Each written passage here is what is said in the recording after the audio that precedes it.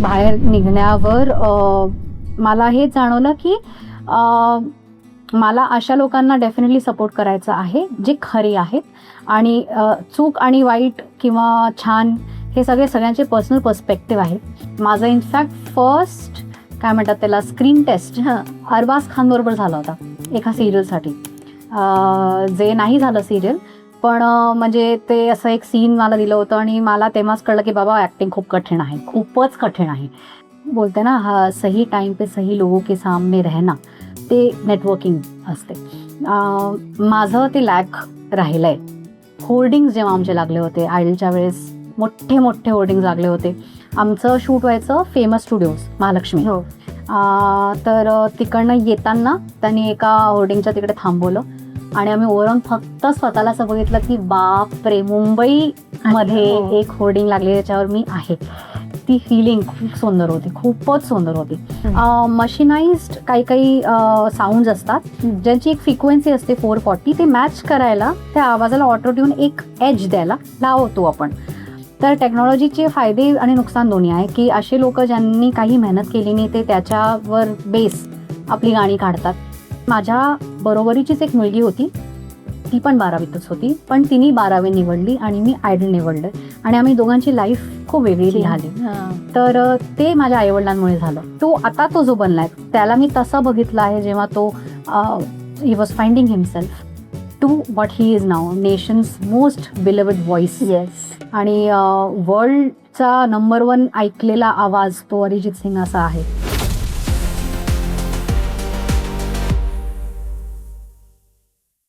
Hello, हाय, नमस्कार. मी नंदा बजाज तुम्हा सगळ्यांचं पुन्हा एकदा स्वागत करते टेलिगप्पामध्ये आणि बीटवर बोलूया या नव्या पोरा सेगमेंटच्या दुसऱ्या भागात. तर आज आपल्यासोबत असणार आहे तुम्हा सगळ्यांची लाडकी गायिका, जिने रियालिटी शोज म्हणून प्रेक्षकांची मनं नक्कीच जिंकली, मग तो तिचा आवाज असो किंवा स्वभाव. तर आज स्वागत करूया प्राजक्ता शुक्रेचं. हॅलो नंदा. हाय, तुझं स्वागत आहे टेलिगप्पामध्ये. मला सांग, कशी आहेस? मस्त. How are you? Yes, I am good. पहिल्यांदा सांग, घराबाहेर आलेली आहेस, 1 महिना झाला आणि त्यानंतर आता तुझी 2 गाणी, जे एक येणार आहे आणि एक आलेलं आहे, दोन्ही गाणी चर्चेत आहेत तुझ्यासारखेच. काय सांगशील पहिल्यांदा? खूप आनंद या गोष्टीचा की लोकांनी त्याला एवढं प्रेम देतं या गाण्याला आणि छान प्रतिसाद मिळतोय. आणखीन इच्छा हीच होती की जास्त जास्त गाणी आता मला काढायची आहेत आणि पटपट कामं करायची आहेत. तर त्याच स्पीडमध्ये चालू आहे कामं. आणि या गाण्याला स्पेशली जे रिलीज झालं आहे शिवबा मराठी मनात, ते लोकांच्या मनात पोचलंय, या गोष्टीचा फार आनंद आहे. आणि ऑडिओला सुद्धा आणि व्हिडिओला सुद्धा खूप छान प्रतिसाद मिळतोय, तर छान वाटतंय. मला सांग, बिग बॉस हे कुठे ना कुठे आता सुटत नाही आहे आणि जे गाणं रिलीज झालं त्यामध्येच एक बिग बॉसची तुझी को कंटेस्टंट तुझ्या सोबत आहे, म्हणजेच रुचिता जामदार. हे सगळं कसं जुळून आलं? कारण बिग बॉसच्या घरात एवढी जवळीक नव्हती बघायला मिळाली आणि आता फायनली बाहेर येऊन कोलॅबरेशन वगैरे सुरू झाले. काय सांगशील? बरोबर. हो, अगदी घराच्या आत तर सुरुवातीच्या दिवसांमध्ये अगदी आम्ही असं टशनमध्ये होतो एकामेकांच्या अगेन्स्ट, कारण तिचा स्वभाव वेगळा आणि माझा खूप वेगळा. पण घरात सुद्धा टुवर्ड्स दी एंड, म्हणजे तिच्या एलिमिनेशनच्या आधीपर्यंत ना, तिचा तो स्वभाव चेंज होताना मी बघितला. त्यात तिने बदल आणण्याचे पूर्ण प्रयत्न केले. ती आपल्या गोष्टींना ओन केलं, तिने तिच्या मिस्टेक्सला ओन केलं. आणि तिच्यातली ती गोष्ट मला आवडते की ती जे आहे ना मनात तेच तोंडावर आहे. ऍटलिस्ट ते त्यात एक हे नाहीये की काहीतरी मनात वेगळं आणि तोंडावर, ते नाहीये. ते मला आवडतं तिच्याबद्दल. आणि तिच्याबद्दल आणखी एक गोष्ट आवडते की ती ओन करते आपल्या मिस्टेक्सला आणि ती हे म्हणते की मी त्याच्यावर काम करेन, त्याला सुधरवेन. मला लोकांना हे सांगायचंय की तिला एक चान्स द्या. ती लहान आहे, 22 वर्षाची आहे फक्त, आणि चुका सगळ्यांशीच होतात, तिच्याशी पण झाल्या. आणि ती त्याच्यावर काम करून नक्कीच त्याच्यावर सुधारण करेल. त्याचा वेळ तर द्या. तुम्ही अगदी मागेच पडून गेला तिच्या की ही अशी. घरात असताना मी तिला, जेव्हा ती आऊट झाली होती तेव्हाच मी तिला म्हटलं होतं की मी नक्की तुला सपोर्ट करणार आणि जेही माझ्याकडनं होईल, माझं स्वतःचं स्टुडिओ आहे, मी कुठे ना कुठे तुला फिट करण्याचा प्रयत्न नक्कीच करणार. आणि हे असं एक गाणं घडून आलं की त्यात व्हिडिओमध्ये मला व्हिज्युअलाइज झालं की ही खूप छान वाटेल, कारण मला एक अशी वॉरियर अशी लुक हवी होती. आणि रुचिताने जे शिकलं आहे किंवा जे स्वतःवर प्रॅक्टिस केली आहे ते खूप ती छान करते, ती तलवारबाजी आणि ते. तर त्यामुळे ते व्हिडिओमध्ये तिने खूप छान ते म्हणतात ना चाल छान लगाय असते. आणखीन तिला जेव्हा मी फोन केला तिलाही खूप छान वाटलं की या लो फेजमध्ये कोणीतरी आहे जो विचार करते तिच्याबद्दल, सपोर्ट करते. आणि तिच्या चेहऱ्यावर तो आनंद बघून मला खूप छान वाटलं. आणखीन एक शो होता तो संपलाय. एक आता व्यक्ती म्हणून आपण कोणातरी जोडलं पाहिजे, एक आर्टिस्ट म्हणून आपण कोणातरी सपोर्ट केलं पाहिजे, हे माझं इंटेन्शन होतं. आणि काय म्हणतात तिच्या मेहनतीला आणि तिच्या डेडिकेशनला बघून तिला काम मिळालं. असं नाही की कोणालाही काम असंच नाही मिळत, लोक नावं ठेवणारी असंच ठेवून देतात, पण त्याच्या मागे लोकांची खूप मेहनत असते, ती बघितली पाहिजे. तिने खूप वर्ष त्याच्यावर काम केलं म्हणून ते सगळं करू शकते. ते काही सोपं काम नाही रे तिने केलंय. तर तिच्या डेडिकेशन, तिच्या आर्टसाठी तिला काम मिळालंय. काय जो तिच्या म्हणजे जेव्हा तू घरात होतीस तिच्यामध्ये असे काय गुण किंवा काय असं बघायला मिळालं होतं जे बाहेर तुझ्यामध्ये तो फरक तिच्या स्वभावात खूप जाणवला तुला? मला असं वाटतं तिची एकच साईड पोर्ट्रे झाली आहे शो मध्ये, जी तिची आहे. मी तिला डिफेंड करणार नाही, पण तिची दुसरी साईड्स पण आहेत. तिच्यात एक बालिशपणा पण आहे, तिच्यात इनोसेन्स पण आहे, जो नाही दिसून आला लोकांना. तिचं हे जे आर्टिस्टिक साईड आहे, ज्याच्यावर तिने मेहनत केली वर्ष, ती इतकी छान डान्सर आहे, ते डेफिनेटली दिसले लोकांना. पण तेच आहे की लोकांनी जास्त तिचं हायलाईट, तिचं जे बोलणं होतं, पटपट बोलणं होतं, ते जास्त लोकांना दिसलं. मला असं वाटतं की लोकांनी या गोष्टीला सुद्धा मान दिलं पाहिजे की तिने स्वतःच्या आर्टवर खूप मेहनत केली आहे. आणि लाईक आय सेड की एका व्यक्तीला तुम्ही थोडं वेळ द्या त्या गोष्टींवर कामं करण्यासाठी, सुधार करण्यासाठी, आणि मग तुम्ही टिप्पणी करा. लगेच एक धरून नका बसू किंवा एक मत बनवूनच नका घेऊ एक पाठीवर की असंच आहे. ह्याशिवाय पण खूप गोष्टी असतात एका माणसाच्या व्यक्तिमत्वामध्ये, आणि ते बघण्याचा तुम्ही पण प्रयत्न करा, असं माझं म्हणणं आहे. तुझा आवाज आणि तिची ऍक्शन आता ती आम्हाला जी बघायला मिळते, मला सांग तुमचे पर्सनल डिफरन्सेस जे काही होते ते सॉर्ट आउट झालेत का, आणि ही मैत्री कशी पुढे चालली? अगदी, म्हणजे मी जसं तेव्हा घराच्या आत पण म्हटलं होतं की मी ग्रजेस घरात सोडून जाणार आहे, मी काही होल्ड, कारण मला हे समज आहे की ते गेम शो आहे आणि ते तिकडेच सोडून येण्यातच आपलं हे आहे. मला स्वतःला का मी वजन भारी करून घेऊ ते डोक्यावर ओझं घेऊन. तर ऑफकोर्स बाहेर निघण्यावर मला हे जाणवलं की मला अशा लोकांना डेफिनेटली सपोर्ट करायचा आहे जे खरे आहेत. आणि चूक आणि वाईट किंवा छान हे सगळ्यांचे पर्सनल पर्स्पेक्टिव्ह आहेत, तर ते त्यांना त्यांच्यापर्यंत राहू दे जे ज्यांचे पर्स्पेक्टिव्ह आहे. मी एक आर्टिस्ट रुचिता हिला सपोर्ट केला आहे. आणखीन कधीही मला संधी मिळाली पुन्हा तिला घेण्यासाठी व्हिडिओमध्ये, तर मी नक्कीच घेणार, कारण ती छान आर्टिस्ट आहे. That's all about it. Okay, सांग हा ओव्हरऑल गाण्याचा तुझा एक्सपिरियन्स कसा होता? कुठून या गाण्याची सुरुवात झाली आणि आता हे गाणं सध्या व्हायरल आहे? हा प्रवास कसा होता? बिग बॉसच्या घराच्या गाण्याच्या आधीच मी ह्याचं एक पोर्शन कंपोज केलं होतं, पण ते दुसऱ्या सिंगरला इमॅजिन करून केलं होतं, एखादा मेल सिंगर गाईल असा विचार केला होता. पण मग घरातनं बाहेर आल्यावर माझी तीव्र इच्छा सुरू झाली की मला मराठीत खूप गाणी करायची आहेत आणि खूप छान छान गाणी लोकांपर्यंत पोहोचवायची, स्पेशली माझ्या मराठी ऑडियन्ससाठी जी आता बनली आहे बिग बॉसमुळे. तर त्यामुळे मी जे काही कामं करून ठेवली होती ते मी ऐकत होती की काय काय आपल्याकडे कॉम्पोजिशन रेडी आहेत. त्यातनं जेव्हा मी हे ऐकलं ना, तेव्हा मला असं वाटलं की या गाण्यावर काम करू शकतो.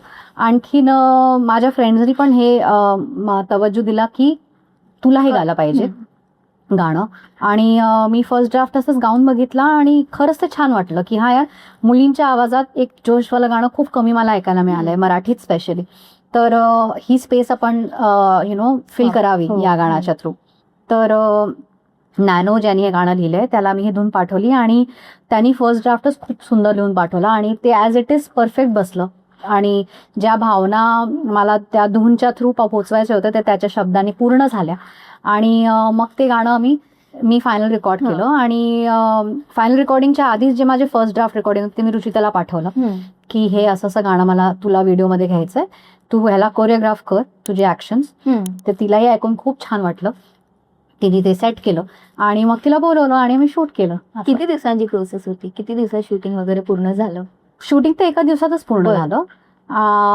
दिवसभर रात्र उशिरा झाला आम्हाला, रात्री उशीर झाला आम्हाला, कारण मध्येच पाऊस पण पडून गेला वगैरे असं सगळं झालं. तर ते सेट आमचा आउटडोर होता, तर तो चॅलेंज आला होता, पण तरी छान निघून आलाय व्हिडिओ. आणखीन रुचितानी प्रॅक्टिस स्वतः करून आली होती, ते कोरिओग्राफी स्टेप्स वगैरे ते सगळं करून आली होती. तर माझं तर काम खूप सोपं होतं व्हिडिओमध्ये, मला फक्त एक गायचं होतं, तिचंच जास्त चॅलेंजिंग होतं आणि खूप रिटेक्स करावे लागतात, वेगवेगळ्या अँगल्ससाठी रिटेक्स करावे लागतात आणि ती ऍक्शन जे ती करत होती त्यात खूप ताकद लागते, स्ट्रेंथ लागते. तर ते तिने खूप व्यवस्थित आणि डेडिकेशनने केलं. वाव, आणि ते आम्हाला खरंच दिसतंय व्हिडिओमध्ये, खूप सुंदर झाला हा व्हिडिओ. नक्कीच. मला सांग, तू इतकी बिझी झाली आहेस बिग बॉसच्या घरातून निघाल्यानंतर, कारण हल्ली 2 इव्हेंट जे झाले, म्हणजे बिग बॉसचा फिनाले झाला आणि हल्लीच एक प्रीमियर झाला राजा शिवाजीचा सुद्धा, तिथेही तू आम्हाला दिसली नाहीस. नेमकं काय कारण होतं, कुठे एवढी व्यस्त आहेस? त्या दिवशी, ज्या दिवशी ग्रँड फिनाले होता त्या दिवशी पण आमचे शूट्स होते नम्यो स्टुडिओजचे. ओके. आणि हालाकी ऑब्व्हियसली मला यायचंच होतं, येणारच होते. मी फक्त एक रिक्वेस्ट करून बघितली टीम बिग बॉस आणि क्रिएटिव्हजला की असं सिच्युएशन आली आहे की माझे शूट्स आहेत आणि तुम्हाला माहिती आहे की शूटमध्ये ना खूप लोकांचे कोऑर्डिनेशन लागतं. हो बरोबर. हे कॅमेरा पर्सन किंवा खूप काही लोक, सगळ्यांचे ते मिळून डेट येणं म्हणजे एक टास्क असतो. राईट. तर ते झालंय, याच पिरियडमध्ये झालं आहे. आणखीन आत्ता नाही झालं तर मग त्याला 15 दिवस 20 दिवस पुढे जाणार, मग ते पूर्ण काम पुढे ढकललं जाईल. आणि मी हीच रिक्वेस्ट केली की ऑलरेडी 2 महिने माझा गॅप झालाय कामाचा, तर आता हे सगळं घडून येत आहे, तर if you allowed, if you are okay, तर मला आवडेल की मी हे काम संपू. नाही तर मला इकडे यायला आवडेलच, मी मिसच करणार आहे ऑब्व्हियसली. पण त्यांनी समजून घेतलं ते आणि व्हेरी ग्रेसफुली दे सेड की नो, तू कर आपलं काम, इट्स ओके. तर ते त्यामुळे मिस झालं. आणि हे जे होतं प्रीमियर, त्याच दिवशी मी आले होते मुंबईला फ्लाईट घेऊन, आणि आमच्या घरी नरसिंहाची नवरात्री असते, आमचे कुलदेव आहे. तर अष्टमी होती त्या दिवशी आणि जन्म होता.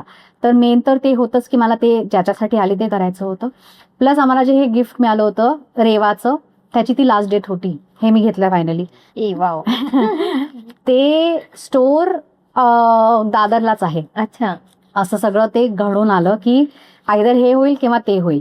आणि मग उशीर झाला खूप, मग कपडे काय घालायचे, हे मुलींचे काही प्रश्न कमी असतात का, ते कपडा पण नव्हता काही घालायचा वगैरे. आणि मुंबईत एका जागी न दुसरी जागी जायला म्हणजे 2 तास तुम्हाला प्लॅनिंग लागते. तर ते सगळं असं झालं की मला नाही जाता आलं आणि मी तेही पुन्हा मिस केलं. तर सगळ्यांची उत्तरं मिळाली आहेत, कारण ही प्रश्न प्रेक्षकांना खूप असतात. त्यांची उत्तरं मिळालेली आहेत. मला सांग, बिग बॉस नंतर लाईफ किती चेंज झाली आणि सध्या काय सुरू आहे आयुष्यात? चेंज हे नक्कीच आलंय की एक जे गॅप झालं होतं ना, एक बिग बॉस येण्याच्या मागे उद्देश जो होता, आपण आधी पण बोललो होतो जाण्याच्या आधी, की बिग बॉस तुम्हाला लोकांच्या घरोघरी पोहोचवतो, तुमची फेस व्हॅल्यू वाढवतो. आणि ते नक्कीच झालंय. पुन्हा एक रिवाईव्ह झालंय. अरे हा, हिला आम्ही बघितलं होतं, माहिती सगळ्यांना होतं, पण ते एक रिवाईव्ह नक्की बिग बॉसमुळे झालंय. आणखीन ते फॅन बेस बनल्यामुळे आता मला पुन्हा मजा येते आपलं कामं बाहेर काढायला, कारण त्याला प्रतिसाद खूप छान मिळतोय. ते एक रिवाईव्ह झाल्यामुळे. तर तेवढंच चेंज झालंय, बाकी असं काही फरक नाही पडलाय. काम सुरूच आहे, काम तर करतच होती आणि सुरूच आहे. कारण तेच विचारायचं आहे मला, जसं तू म्हणालीस की हे फक्त रिवाईव्ह झालंय प्रेक्षकांना, आणि याची सुरुवात कुठे ना कुठे इंडियन आयडल पासून झाली होती. जर सुरुवातीपासून बोलायचं झालं तर सुरुवात तिथूनच करूया आपण. कसं सांगशील या क्षेत्रात कसा प्रवास सुरू झाला, पहिला पाऊल कुठे पडला आणि कसा आता प्रवास सुरू आहे? त्याच्या आधी सुद्धा म्हणजे खूप काही झालंय. आयडलचं मला नक्कीच ऐकायला आवडेल. हो, आयडलमुळे अगेन म्हणजे पहिल्यांदा एवढ्या लोकांसमोर मी पोचले ते त्या स्टेजमुळेच. आणि त्या स्टेजनी माझ्या लाईफमध्ये खूप कॉन्ट्रीब्यूट केलंय. खूप माझे गोल्डन डेज मी म्हणेन त्या आयडलचे दिवस होते. कारण की एका शाळेत जाणारी मुलगीपासनं जी एक सेलिब्रिटी झाली ते इंडियन आयडलमुळे झाली. तर ते एक नेहमीच खूप इम्पॉर्टंट असं माझ्या मनात जागा राहील इंडियन आयडलसाठी. त्याच्या आधी पण कॉम्पिटिशनमध्ये पार्टिसिपेट करायची. आणखीन मी सारेगामामध्ये सुद्धा एक एपिसोड केला आहे. त्यांचं ते रोल ओव्हर कंटेस्टंट किंवा असं काहीतरी होतं, त्यात गेले होते. शान तेव्हा होस्ट होते. त्याच्या आधी नॅशनल लेवलवर, स्टेट लेवलवर कॉम्पिटिशन्स, शाळेच्या कॉम्पिटिशन्स किंवा MP गव्हर्नमेंटचं लता मंगेशकर अवॉर्ड असं एक कॉम्पिटिशन ते खूप प्रेस्टिजियस आहे आत्ताही. म्हणजे ते जिंकल्यावर असं एक खूप अभिमान असं फिलिंग येतं की हा यार हे आपण जिंकलो असं. तर जबलपूरला असताना ती मी बाल वर्गामध्ये किंवा म्हणजे ॲडल्टच्या आधी जे असतं त्या वर्गात मी ते जिंकले. 9वीत किंवा 10वीत होते तेव्हा. आणि मला आठवतंय की तेव्हा त्याची प्राईज मनी होती 10,000 रुपये. आणि त्या काळी 10,000 म्हणजे खूप मोठी गोष्ट होती. ज्या फॅमिली बॅकग्राऊंडमधनं मी येते आमच्यासाठी 10,000 खूप मोठी गोष्ट होती. तर ते प्राईज मनी मिळाल्यानंतर माझ्या वडिलांनी आणखीन 5,000 टाकून ते 15,000ची FD केली होती माझ्या नावाची. तर मी आणि माझा भाऊ आम्हाला असं वाटलं की आता माझी लाईफ सॉर्टेड आहे. 15,000 मिळालेत तुला वगैरे असं, म्हणजे खूप मोठी गोष्ट झाली असं ते तिकडनं मी येते. तर ते लक्षात आहे कारण मोठी अचिव्हमेंट त्या एजमध्ये ती माझ्यासाठी होती. आणि ते सर्टिफिकेट खूप इम्पॉर्टंट होतं कारण त्याच्यावर नाव लता मंगेशकर अलंकरण असं आहे. तर असं ती प्रोसेस चालू होती. आणि ह्याच्या आधी या कॉम्पिटिशन्सच्या आधी माझी प्रिपरेशन चालू होती. वॉकमॅनवर कसेट ऐकून, गाणी रिपीटवर ऐकून, रिवाइंड फॉरवर्ड करून करून गाणी बसवणं. ही गझल कशी गायली आशाजींनी किंवा हे गाणंची ही हरकत लताजींनी कशी घेतली आहे हे सगळं प्रिपेअर करणं. तर तेच आहे की आपण एक सक्सेस स्टोरी बघतो किंवा एखादं गाणं बघतो पण त्याच्या मागे खूप वर्षांची मेहनत असते. खूप वर्षांचे डिसअपॉइंटमेंट्स पण असतात जे तुम्हाला दिसत नाही.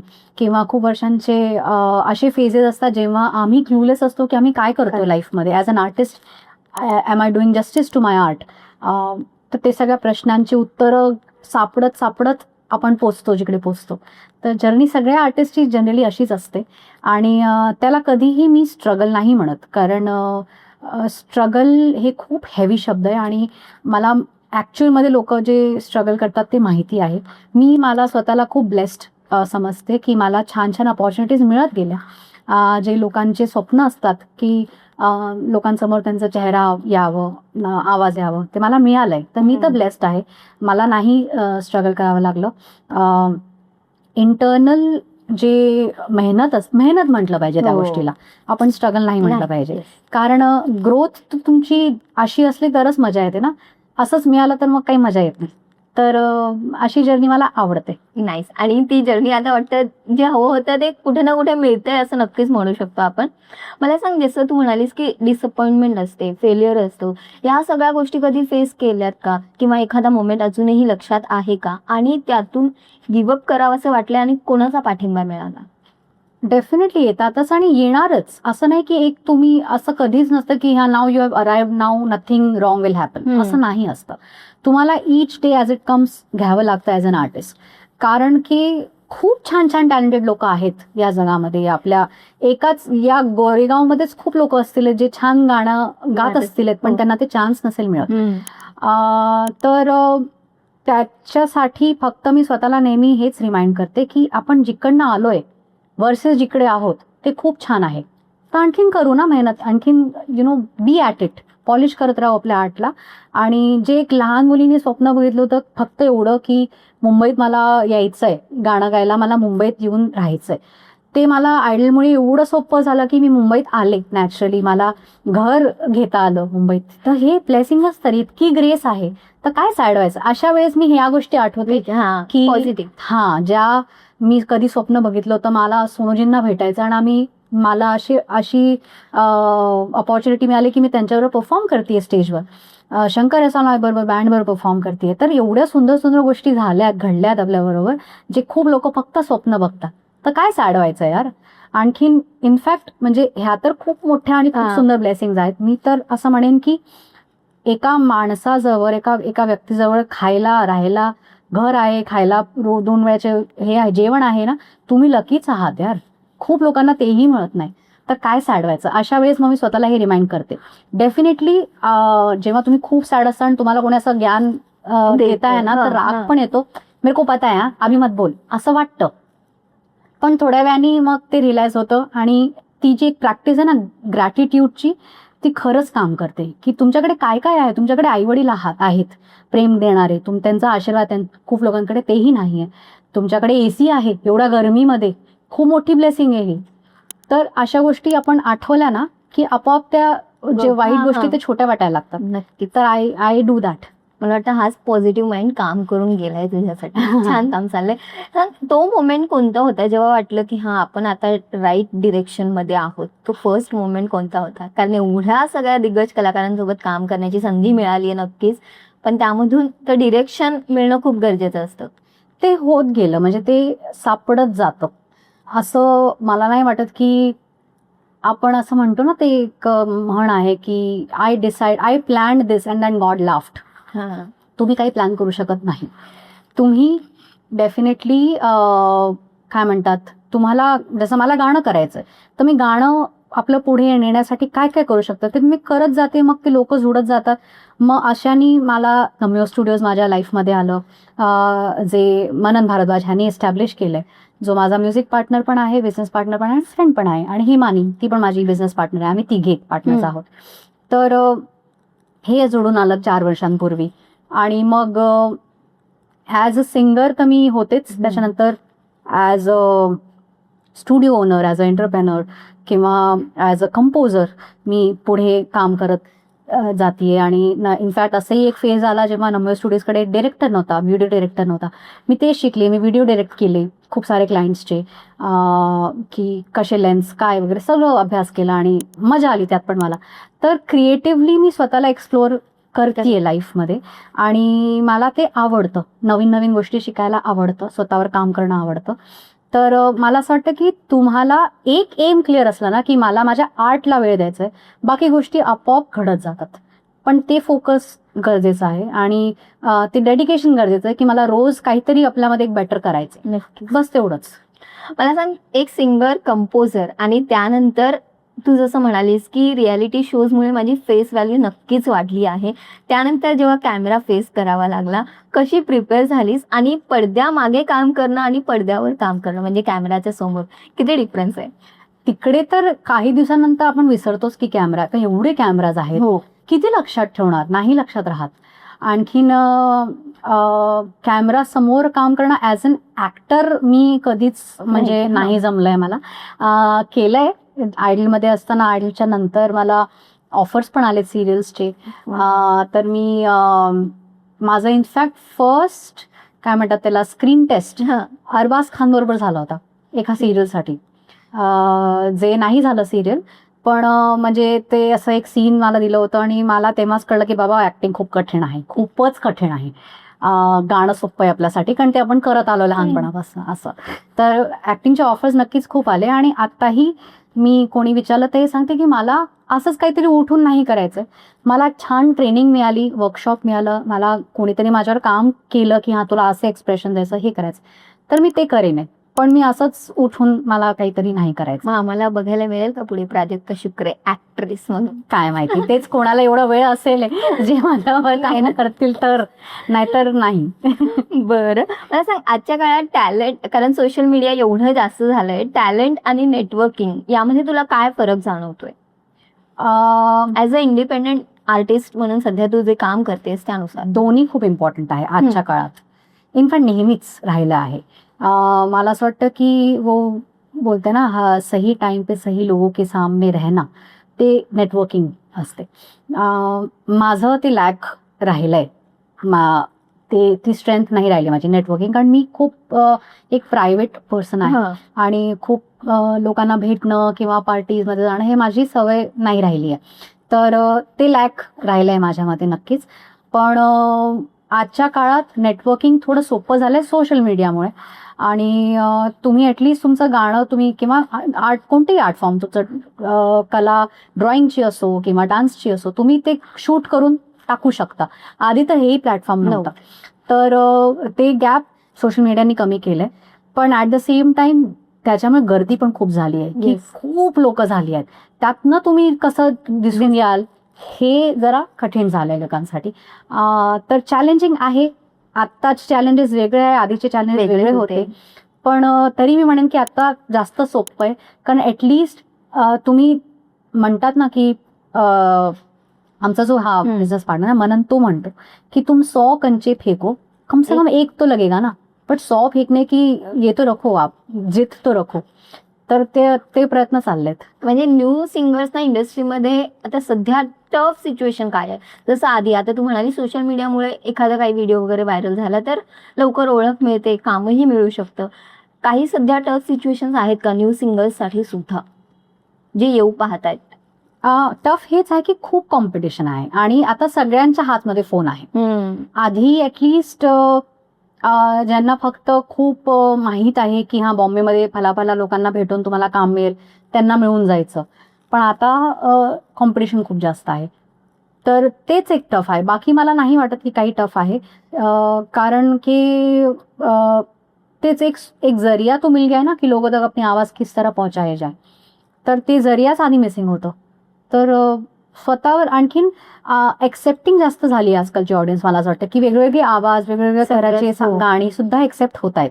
आधी कसं एक स्टिरिओटाईप होतं की हे असंच गोड आवाजवालेच प्लेबॅक असलं पाहिजे किंवा असे आवाजवाले, असं होतं एक. आजकाल नाही येते, तर which is good. I think त्याच्यामुळे एक व्हरायटी मिळते लोकांना ऐकायला.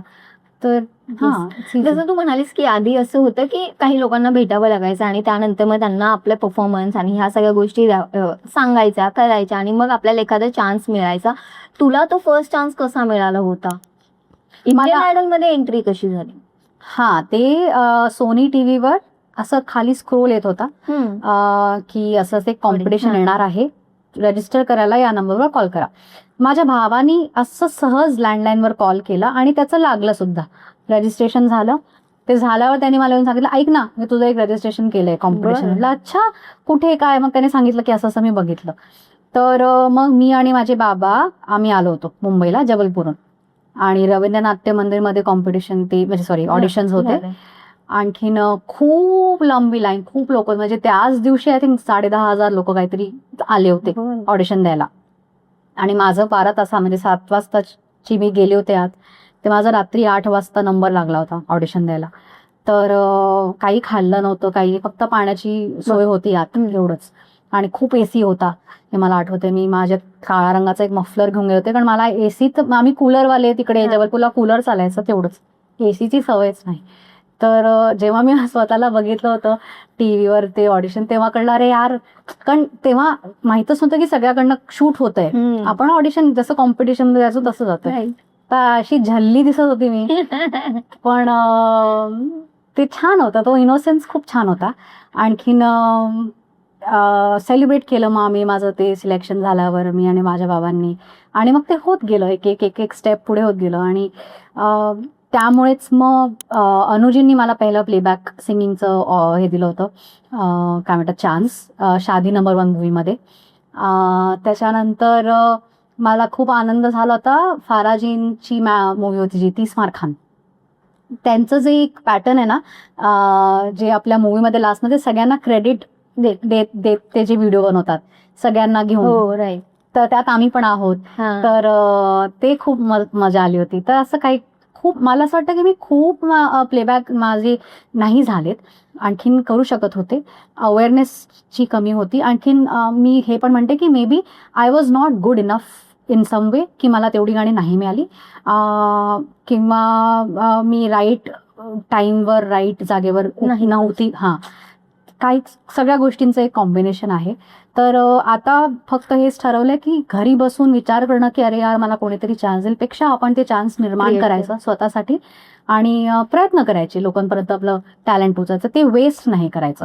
कारण असं खूपदा होऊन जातं की आपण फक्त वेटच करत राहतो आणि खूप लोक याच्यामुळेच आपलं टॅलेंट मागे ठेवून देतात. तर तुम्ही प्रयत्न तर करा, काही तर करा, हेच मी सगळ्यांना सांगते आणि स्वतः पण तेच मी ट्राय करते. मला ना, कारण हे बीटवर बोलूया मी म्हणूनच चालू केलं, कारण मला पडद्या मागच्या गोष्टी ऐकायला खूप आवडतं. सांग, इंडियन आयडलचा हा जो प्रवास सुरू झाला तुझ्यासाठी, कॅमेरा आणि मग हे सगळं रुटीन त्यांचं जे असतं, सेटअप, ह्या सगळ्या गोष्टी तुझ्यासाठी नक्कीच नवीन असतील. काय नेमकं पडद्यामागे काय घडतं, तुमची कशी तयारी सुरू होते? कारण दर आठवड्याला आम्हाला एक नवीन गाणं तुमच्याकडून ऐकायला मिळतं, 2 गाणी होत असतील आठवड्याला. त्याची तयारी कशी असते, हे शूट कसं पार पडतं आणि तुमची कोण कोण मदत करतं, मेंटर्सचं कसं असतं, काय सांगशील? तर आता खूप वेगळं झालंय, आताचं मला माहित नाही. आधी जे आमचं होतं म्हणजे पहिलंच, तर तेव्हा आम्हाला जसं गुरुवारी आमचं शूट असायचं, आय थिंक ना बुधवारी आमचं शूट असायचं कालाचं, जे तुम्हाला शुक्रवारी दाखवलं जायचं.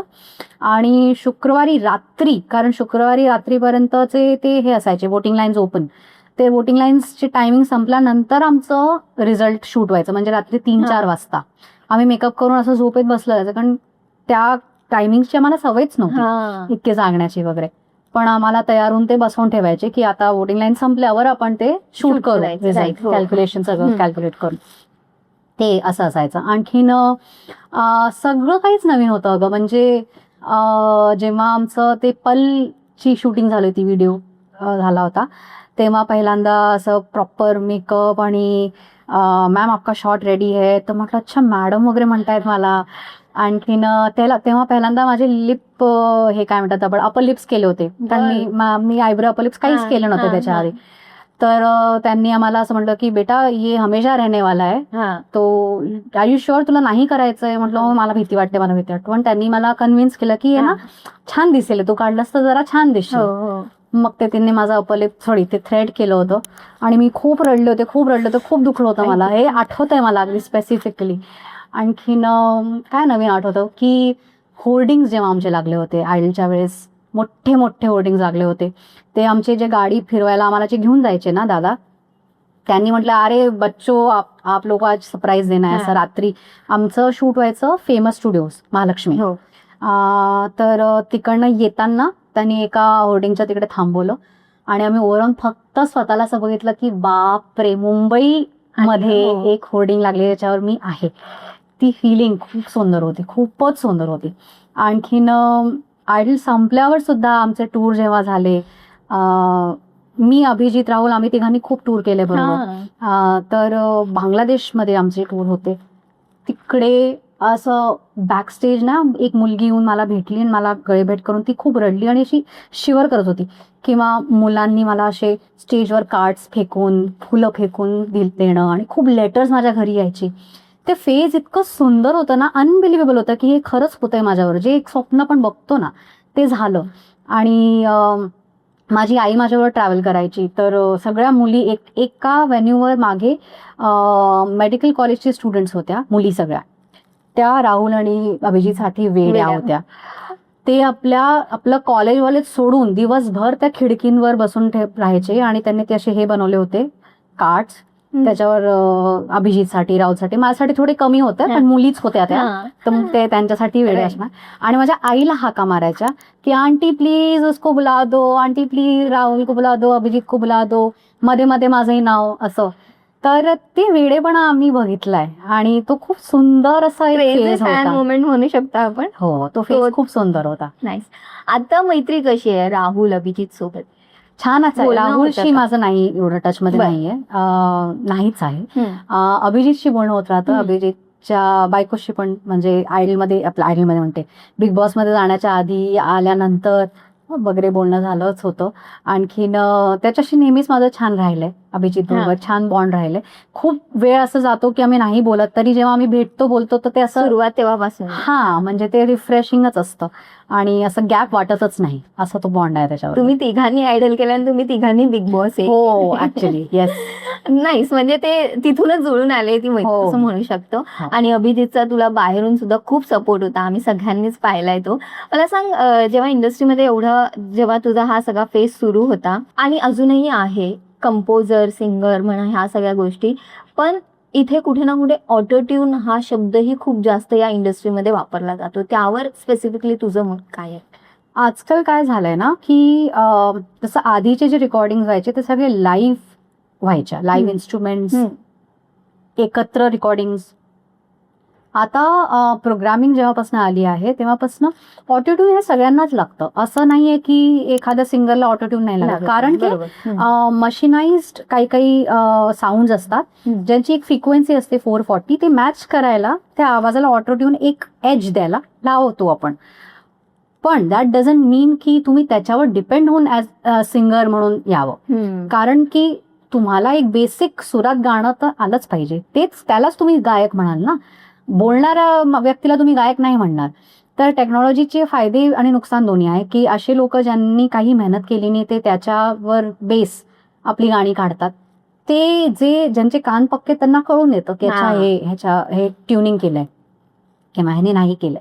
आणि ते लाईव्ह सिंगिंग मध्ये तुम्हाला शोज मध्ये दिसून येतं की कोण किती पाण्यात आहे. कारण लाईव्ह सिंगिंग एक खूप वेगळी गोष्ट आहे आणि रेकॉर्डिंग खूप वेगळी गोष्ट आहे. तर हे बूनच आहे. हे टेक्नॉलॉजीला तुम्ही कसं यूज करताय ना त्याच्यावर आहे की तुम्ही त्याचा गैरफायदा घेताय का तुम्ही त्याचा एक फायदा करून घेताय to give polish to your product. तर मी म्हणेन की ऑटोट्यून अरिजित पासून घेऊन ते सगळ्यांच्याच आवाजावर लागतं ते एज द्यायला, ते एक शाईन द्यायला किंवा एक मिसळून घ्यायला. तर ती काही चूक किंवा वाईट गोष्ट नाहीये. पण असे सिंगर्स जे गाऊ शकत नाही सुरात आणि ते त्याच्या बेसवर घेऊन गाणी गातात तर मग ते लाईव्ह मध्ये त्यांची एफर्ट कळूनच येते. मला सांग, तू आता सध्या मग कॉन्सर्ट्स वगैरे करत असशील, जसं तू म्हणालीस लाईव्ह सिंगिंग वगैरे करतेस, तुझा असा एखादा आठवणीतला मोमेंट आहे का?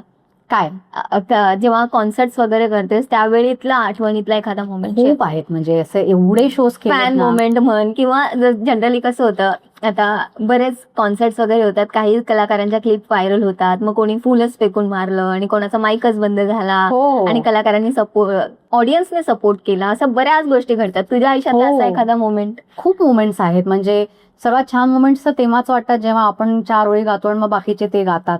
ती खूप छान फिलिंग असते की तुम्ही एक होऊन गेलाय, त्या एनर्जीमध्ये तुम्ही एक झाला आहात, वाईट मॅच झाली. करेक्ट.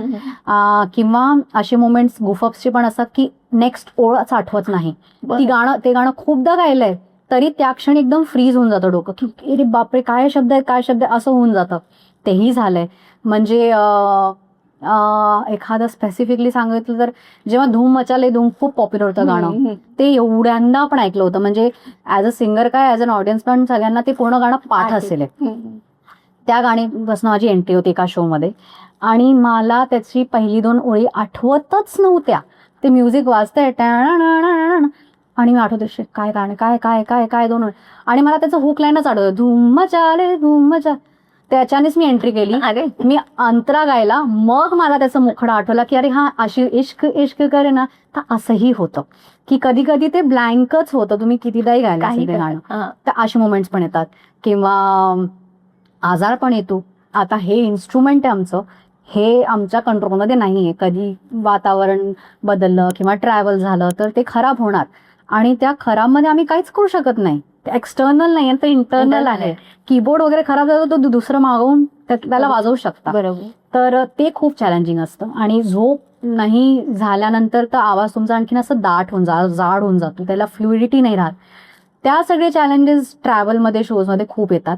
तब्येत खराब असताना परफॉर्म करणं किंवा घरी एखादी अशी गोष्टी झालेली असेल किंवा तुमच्या लाईफमध्ये असं काहीतरी घडत असेल ज्याच्यामुळे तुम्ही खूप सॅड आहात पण तुम्ही स्टेजवर नाही दाखवू शकत, तुम्हाला हॅपीच दाखवायचं, ते चॅलेंजेस डेफिनेटली लाईफमध्ये तुम्हाला खूप शिकवून जातात. की ते जे गाणं ना जीनाया मरना, ते गाणं अप्लाय होतं स्टेजसाठी की तुम्ही सगळं तुम्हाला विसरावं लागतं, मागे टाकून त्या क्षणासाठी जिवंत राहावं लागतं आणि त्या ऑडियन्ससाठी.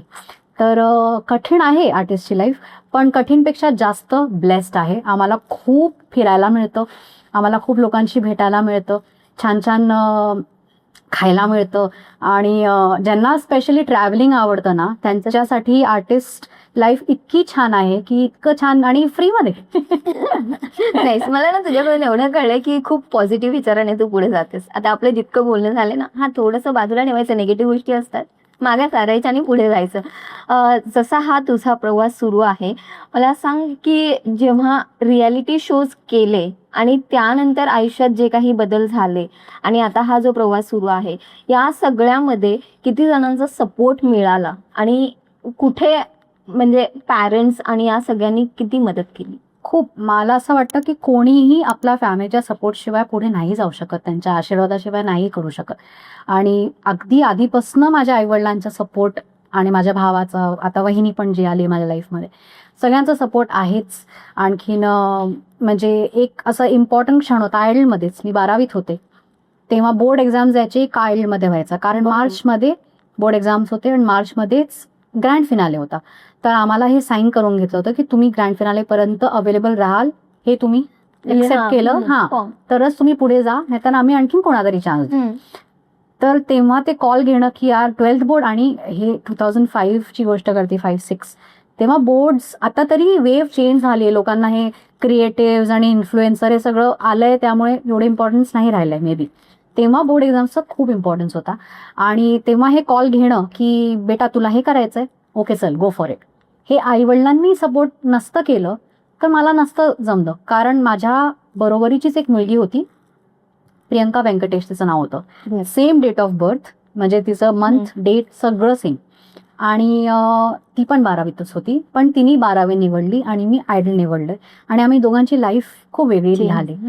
तर ते माझ्या आईवडिलांमुळे झालं, त्यांच्या सपोर्टमुळे झालं.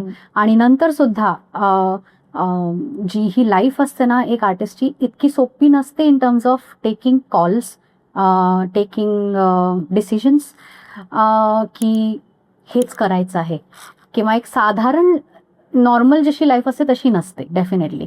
आणि त्याच्यात आईवडिलांचा सपोर्ट त्याच्यात पण राहिला आहे, माझ्या पर्सनल लाईफमध्ये सुद्धा त्यांचा नेहमी सपोर्ट राहिला आहे. आणि त्यानंतर माझे फ्रेंड्स, जे सिंगर फ्रेंड्स आहेत, त्यांच्याबरोबर राहून सेम चॅलेंजेस, अच्छा तुलाही हे चॅलेंज येतं मला, त्यामुळे ते सोपं होऊन जातं. आणि cut to all those years नंतर हे नम्योहो स्टुडिओ जे माझ्या लाईफमध्ये आलं आहे, किंवा मनननी जे मला आणि हिमानीला एक सपोर्ट दिला आहे किंवा एक बूस्ट दिला आहे, त्यामुळे मी स्वतःतला एक आणखीन क्रिएटिव्ह ॲस्पेक्टला पॉलिश करू शकत आहे, की मी ॲज अ कंपोजर पुढे येते आहे, किंवा ॲज अ डिरेक्टर पुढे येते, एका स्टुडिओची ओनर म्हणून पुढे येते. त्याच्याने माझ्या लाईफमध्ये खूप ॲड झालं आहे. तर तेच आहे की इंटेन्शन होता ना की आपल्याला 8ला वेळ द्यायचा आहे, तर लोक जोडत गेले. नक्कीच. आणि त्यातून आता एक जसं बकेट लिस्ट एक झाली आहे, जसं आपलं पहिलंही बोलणं झालं होतं, अरिजित सिंग सोबत तुझं नवीन गाणं येतंय आणि त्याची चर्चा ही आता आय थिंक 2 महिन्यापासून ती चर्चा सुरू आहे. जशी तू बिग बॉसच्या घरात गेलीस तेव्हापासून ती चर्चा सुरू आहे आणि फायनली 5 तारखेला मला वाटतं ते गाणं रिलीज होतंय. किती एक्साइटमेंट आहे, त्यांच्यासोबत काम करण्याचा अनुभव कसा होता, तुला काय वाटतं की त्यांच्यासोबत तुझं फर्स्ट इम्प्रेशन काय होतं आणि कशी ही फ्रेंडशिप सुरू? फर्स्ट इम्प्रेशन त्याच्याबरोबर हेच होतं की हा एक वेगळा मुलगा आहे, हा सर्वसाधारण मुलगा नाही आहे. म्हणजे जेव्हा तो लहान पण होता तेव्हा तो गुंतलेलाच असायचा, म्हणजे कॉन्स्टंटली काहीतरी ऐकतोय, शिकतोय. तो स्वतःहूनच गिटार शिकला आहे, तो स्वतःहूनच पियानो शिकला आहे, त्यांनी काही कोणाशी शिकलं नाहीये. तो 15-15 तास असं रियाज करू शकतो, म्युझिकमध्ये राहू शकतो आणि राहतो. तेवढं लेवलचं डेडिकेशन मी नाही बघितलंय कोणामध्ये. आणखीन आणि त्यात ना अशी अट हे नाही, म्हणजे काही कपाळावर हे नाही की यार मी 15 तास, सहज, म्हणजे इट्स लाईक ब्रीदिंग फॉर हिम. तसा तो आहे आधीपासूनच. तर आणि कट्टू आता तो जो बनलाय त्याला मी तसं बघितलं आहे, जेव्हा तो he was finding himself to what he is now, nation's most beloved voice. Yes. आणि वर्ल्डचा नंबर 1 ऐकलेला आवाज तो अरिजित सिंग असा आहे. खूप मोठा आहे, म्हणजे पलीकडे झालंय त्याचं ते सगळं, तिकडे रीच करणं. पण तो तसाच आहे, म्हणजे तो बोलताना तसंच बोलतो जसं आम्ही आधी बोलायचो. आणि कधी त्याचा मूड असला की मी तासनतास पण बोलतो, आणि कधी मूड नसला तर तो रिप्लाय सुद्धा करत नाही, असं तो आहे. आणि किंवा कामात असला तर.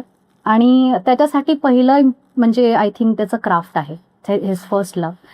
आणखीन माझ्यासाठी ही खूप मोठी संधी आहे की एवढ्या मोठ्या आर्टिस्टने माझ्या कॉम्पोजिशनला गाणं, कारण एक फ्रेंड म्हणून वेगळं असतं, पण एक आर्टिस्ट म्हणून तो खूप मोठा आहे आणि I look up to him as an artist. आणखीन त्याच्यामुळे माझं गाणं खूप लोकांपर्यंत पोहोचणार आहे, त्याच्या आवाजामुळे, कारण त्याला प्रेम करणारे लोक खूप आहेत, त्याच्या आवाजाला प्रेम करणारे लोक खूप आहेत. तर खूप खूप आनंद या गोष्टीचा. आणि आणखीन पण मला इच्छा आहे की काम करावं मी त्याच्याबरोबर, आणखीन त्याची धून मी गावी किंवा त्यांनी आणखीन माझी धुनं गावी, त्याच्याबरोबर काहीतरी गायला मिळा असं. तर आहेत स्वप्न, बघूया किती पूर्ण होतात. नक्कीच पूर्ण होतील, फिंगर क्रॉस. मला सांग, मी तुझं प्रोफाईल जस्ट बघत होते, त्यामध्ये बरीच नावं दिसली, जसं की अनुराग कश्यप यांच्यासोबत पण एक गाणं झालं असावं तुझं. आता तू म्हणालीस की फराह खान सोबत सुद्धा तिस्मार खानसाठी काम केलंस. एक फोटो होता सोनू निगम सोबत, मला वाटतं ते ड्रीम कोलॅबरेशन असावं तुझं एखादं, सोनू निगम सोबत गायचं नक्कीच असेल. आणि अशी बरीच मोठी नावं दिसत होती, दिग्गज कलाकारांसोबत काम केलंय किंवा करायची संधी आहे असं दिसत होतं. या सगळ्यांसोबत काम करताना काय नेमकं जाणवलं आणि काय शिकायला मिळालं? सोनूजींबद्दल म्हणेन तर त्यांना लहानपणी असताना सारेगामा जेव्हा ते होस्ट करायचे तेव्हापासून इच्छा आहे, तीव्र इच्छा होती की एकदा भेटावं. कारण ते असं एक खूप गोड व्यक्तिमत्व असं बाहेर दिसायचं टी व्हीवर. त्यांचं ते गाणं त्यांचं किंवा त्यांचं बोलणं असं खूप छान असं असं बोलतात ते.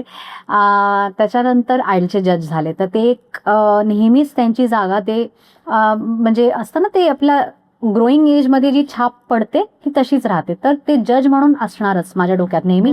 मी काही गाताना माझ्या डोक्यात विचार येतो की त्यांना आवडेल का, ते येतं. आणि त्याच्यानंतर त्यांना भैया बोलणं सुरू केलं, त्यांच्याशी परमिशन घेऊन अगदी की मी तुम्हाला भैया म्हणू शकते का, कारण ते प्रेम एवढं आहे त्यांच्यासाठी की आपलं कोणीतरी त्यांना बनवून ठेवायचं आपल्या जीवनात.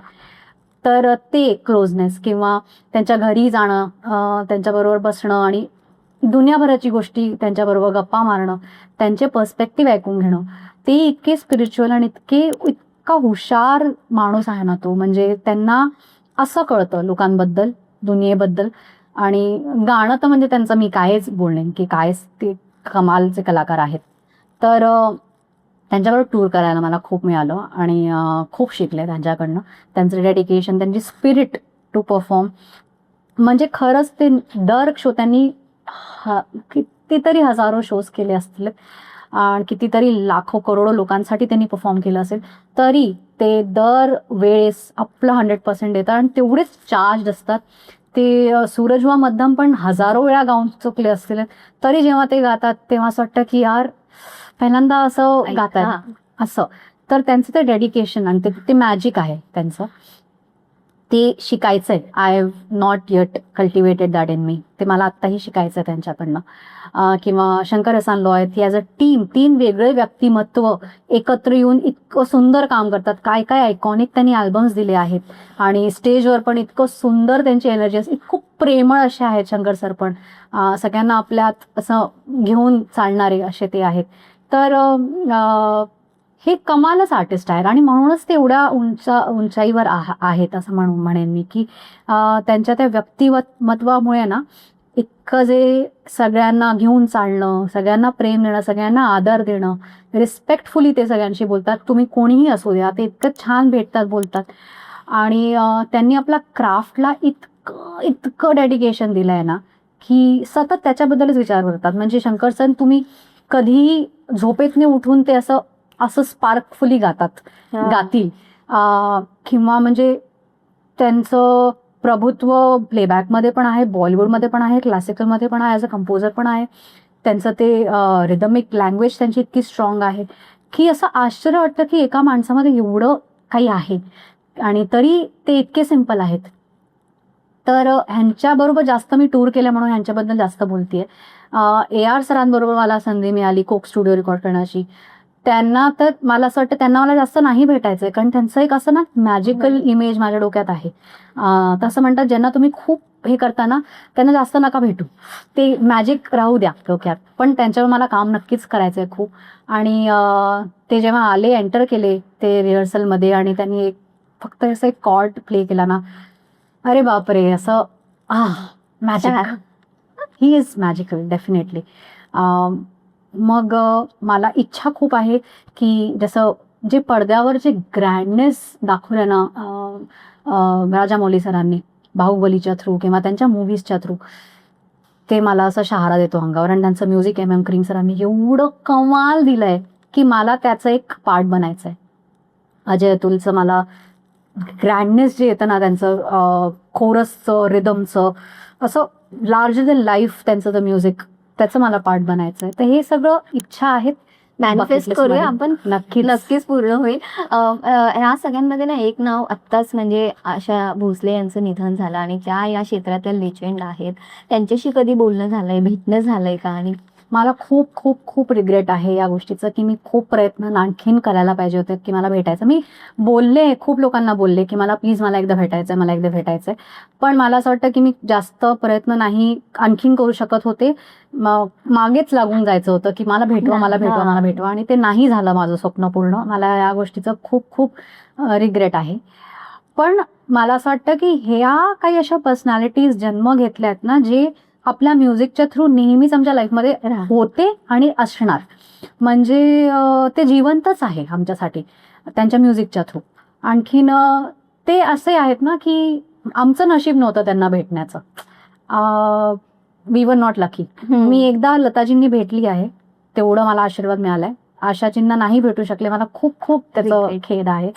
पण असं आहे की त्यांना आम्ही रोजच ऐकतो, म्हणजे लिटरली रोज ऐकतो आणि रोज त्यांचं गाणं काही ना काही असं गुणगुणवतो, ती असो किंवा लताजी असो, कारण ते आमचे इन्स्टिट्यूट्स आहेत आणि त्यांच्यामुळे आम्ही गातोय जे गातोय. तर जेव्हा मी ही वर्ल्ड सोडेन ना, तेव्हा मी असं देवांना रिक्वेस्ट केली की माझे काही असे ग्रुप ऑफ पीपल आहे ज्यांना मला भेटायचंच आहे स्वर्गात जाऊन. त्यातनं ऑब्व्हियसली आशाजी आहे, लताजी आहेत. तर किशोरदा, त्यांच्याच जन्मभूमीवर मी जन्म घेतलाय, खंडवा. आणि असं की आईच्या पोटात मी जेव्हा होते त्याच्या 1 महिना आधीच, म्हणजे मी जन्म घेण्याच्या 1 महिना आधीच त्यांचं निधन झालं आणि त्यांचं ते खंडव्याला आणलं होतं लास्ट दर्शनासाठी. तर आई तेवढं पोट घेऊन त्यांचं दर्शनासाठी गेले होते आणि आईने मला ही स्टोरी सांगितली. मी अगदी त्यांना असं प्रार्थना केली की माझ्या जे बाळ आहे त्याला आशीर्वाद द्या. तर तिचं असं मानणं आहे की किशोरदांचं आशीर्वाद पण मला मिळालाय. तर त्यांना मला भेटायचं, रफी साहेबला मला भेटायचंय, मला मायकल जॅक्सनला भेटायचंय, मला नुसरत फतेह अली खान साहेब, मला ते ॲज अन आर्टिस्ट खूप आवडतात. असे खूप लोक आहेत ज्यांना मला भेटायचे, क्रिएटर्स, सिनेमा मेकर्स, डिरेक्टर्स जे नाही आहेत आत्ता या. तर असं मी लिस्ट बनवली की वर जाऊन मला या सगळ्यांशी भेटायचं आहे ऍटलिस्ट. बरं, चला बॅक टू आपण तुझं आता जे गाणं आहे तर रुचिता सोबत गाणं झालं. मला एक सांग की बिग बॉस मधल्या अजून कोणत्या तुझ्या को कंटेस्टंट सोबत तुला म्युझिक व्हिडिओ किंवा गाणं असं काय प्रोजेक्ट करायला आवडेल? आणि त्यातून अजून एक नाव, जेव्हा घरात होतीस रुचिताशी एवढं जमलं नाही पण बाहेर येऊन कोलॅबरेशन झालं, करण सोबत एवढं जमलं, चांगली फ्रेंडशिप झाली, बाहेर येऊन काही प्रोजेक्ट्स वगैरे, कारण सध्या आम्हाला कुठेही तुम्ही दोघं ऍक्टिव्ह सोशल मीडियावर एकत्र बघायला मिळाले नाही आहात का, कशी ही मैत्री पुढे जाते आणि काही कोलॅबरेशन असणार आहे का? त्याची फील्ड खूप वेगळी आहे. तो जो काय म्हणतात क्रिएटर, हा कॉमेडी आणि ते माझं ते हेच नाही, फील्डच नाही. रुचिताचं माझ्याशी याच्याशी म्हणजे एक कोलॅबरेशन झालं कारण ती त्या डान्स म्युझिक मध्ये आहे आणि म्हणून ते झालं, घडलं. तर माहित नाही पुढे जाऊन काही होईल, मे बी नाही होणार, आय डोंट नो. काहीतरी संधी आली तर नक्कीच करू, बरोबर. आणखीन बाकी कोणाबरोबर काय होईल की नाही हेही मला माहिती, कारण रुचिताचं मी असं घरातनं प्लॅन करून बाहेर नव्हते आले की करायचं. ते असं क्लिक झालं की ह्याच्यात रुचिता छान दिसेल आणि मी तिला शब्द दिलाय ते मी मला पूर्ण करायचंय, असं ते झालं. पुढे कसं होईल ते बघू. ओके, तन्वी कोलतेशी बोलणं झालं का? कारण फिनालीला तू पोहोचली नव्हतीस, तर कॉंग्रॅच्युलेशन्स वगैरे करण्यासाठी काही संबंधच नाही. बरं, ओके. खरंच तुझ्याशी बोलून खूप छान वाटलं आणि तुझी जर्नी वाव, आणि त्यातून तुझा माइंडसेट जो पॉझिटिव्ह आहे तो सुपर. म्हणजे आता जर मला विचारेल ना की या 1 तासातून तू काय शिकून गेलीस, तर मीच तर नक्कीच सांगेन की हे थोडंफार मी हे शिकले की पॉझिटिव्ह राहावं आयुष्यात. थँक्यू सो मच आणि पुढील प्रोजेक्टसाठी खूप खूप शुभेच्छा. Thank you so much. थँक्यू.